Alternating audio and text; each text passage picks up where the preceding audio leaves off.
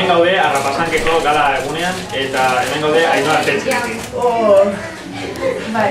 Ainhoa, zer egingo duzu gaur? Egingo dugu olako antzeko txiki bat eta, segimendioan, ala... Bai, esan. Da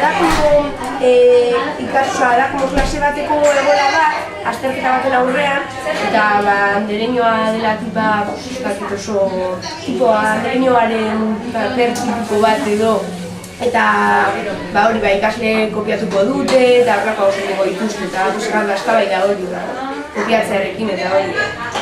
Eta zuek egiten duzue antzerkirik, hemendik kanpo inoiz egin duz antzerkirik? Bai, gaude olako eskola baten, anima eskola, eta gero aparte gauden plan antzerki talde baten ere, kupulako itzen dena ere, eta bita doietan.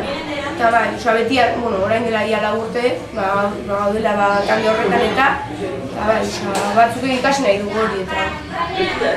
Eta uste duzu aukerarik daukazuela gaur gauean edo irabazteko? Ez da, nik uste dut, agian bai, ez dut esango ziur baietz, baina nik uste dut, gaitasunak bai dugula irabazteko eta, espero dut irabaztea, horretara gotorri gara, Bueno, Ainhoa, eskerrik asko. Zuei? Bai. Agur. Qué profesional,